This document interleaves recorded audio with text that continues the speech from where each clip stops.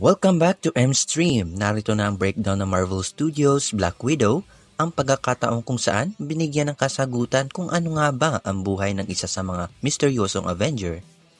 Ang interesting filmmaking details at MCU Easter eggs na nagkalat sa pelikulang ito ay aking hahanapin. Spoiler warning kung hindi mo pa to napapanood. Let's dive in.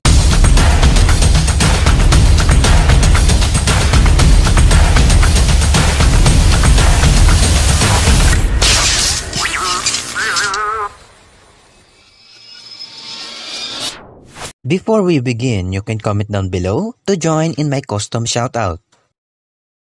Nagsimula ang pelikula sa Ohio sa taong 1995, nakita natin ang batang Natasha Romanoff at sila'y namumuhay bilang pamilya ng mga secret spies. Kabilang na dito ang batang Yelena Belova, ang tatay nila na si Alexis Shostakov, ang Red Guardian, ang Soviet counterpart ni Captain America, at si Milena Vostokov. At sa uri ng kanilang hindi pagkakasundo, dito natin malalaman ang tema ng pelikula at ito ay ang pagpapatawad sa kapamilya. Kasi ang pelikulang Black Widow ay nangyari bago ang Captain America Civil War. 2 taon bago mangyari ang Avengers Infinity War. At ang mga kapamilya niya sa grupong Avengers at ang unang pamilya na nag-aruga sa kanya, kailangan ni Natasha na magpatawad at patawarin ang kanyang pamilya para maghilom ang naiwang sugat mula sa mga nangyari. Makikinig natin ang palitan ng sipol ng magkapatid. Ito rin yung makikinig natin bago sila magkahiwalay.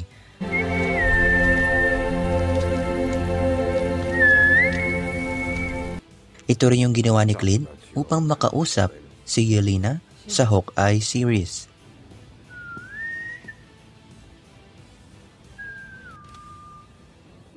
At habang sila ay nasa eroplano, binuhat ni Alexis ang isang mabigat na trailer.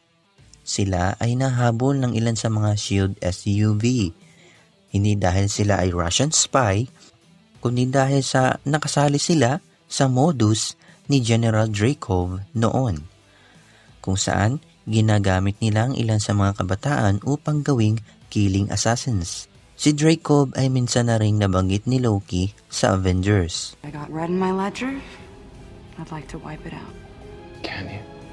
Can you wipe out that much red? Dreykov's daughter. At nag-fast forward na tayo dito kay Natasha Romanoff.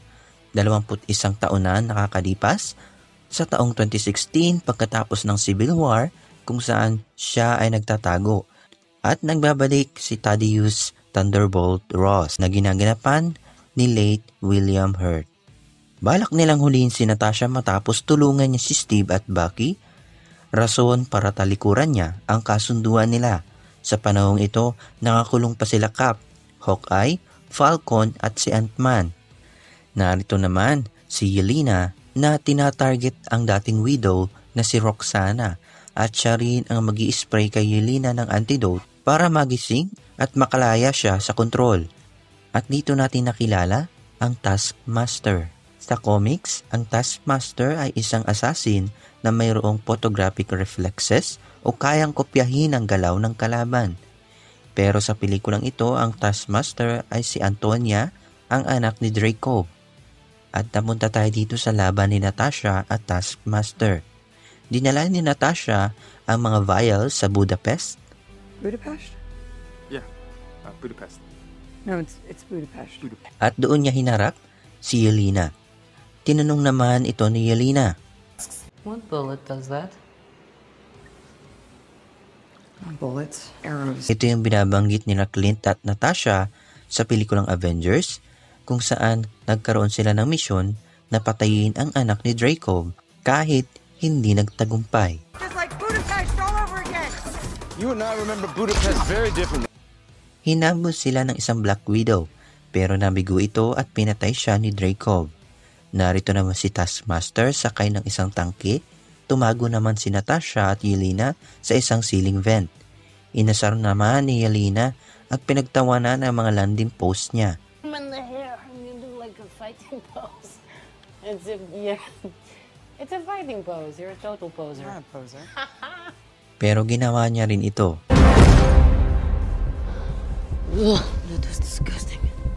May kita natin dito ang vest na suot ni Yelena at maya-maya ito rin yung ibibigay niya kay Natasha bago sila magkahiwalay. Ito rin yung makikita nating suot ni Natasha sa Avengers Infinity War. At napunta tayo dito kay Alexis sa kulungan. Pinadalhan siya ni Natasha at Yelena ng isang action figure at dito na nagsimula ang pagtakas ni Alexis. Dito na natin nakita muli si Melina sa isang babuyan. Ginagamit niyang isang mind control tech para kontrolin ang mga baboy. Ito rin yung ginagamit ni Dreykov para kontrolin ang mga widow. Dito rin nalaman ni Natasha na pinatay pala ni Dreykov ang tunay na nanay ni Natasha.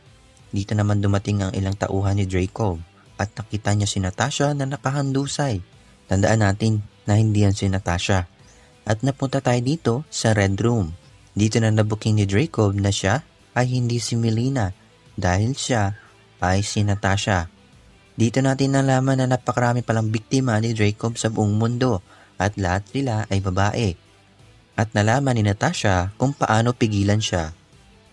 Dito na niya kinuha ang singsing ni Dreykov samantala hinarap ni Alexis si Taskmaster hanggang sa sirain nila ang Red Room at dito niya ginising si Antonia. At bago pa man magkahiwa-hiwalay, sila ay nagkasundo at nagkapatawaran. May kita natin na puti at maigsi ang buhok ni Natasha dito. Ito yung kasagutan kung bakit ganoon ang estilo niya sa Avengers Infinity War. Ang post-credit scene sa taong 2024 matapos ang Avengers Endgame, binisita ni Yelena ang libingan ni Natasha matapos ang kanyang sakripisyo. At biglang lumabas si Valentina Allegra Contessa de Fontaine, kilala bilang si Val. Believe me, you're gonna earn it. Maybe you'd like a shot at the man responsible for your sister's death. Na nakita natin sa Falcon in the Winter Soldier Episode 5, bakit nga ba tinatarget ni Val si Hawkeye kahit hindi naman siya ang pumatay kay Natasha? Binigyan ito ng linaw sa Hawkeye series na may koneksyon si Eleanor Bischoff kay Val at utos ni Eleanor na patayin si Clint. Doon rin napagtanto ni Yelena na hindi pala pinatay ni Clint si Natasha.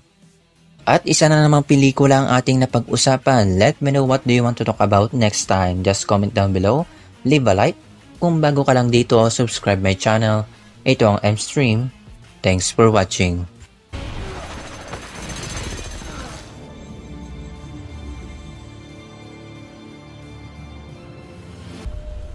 Such a bullseye.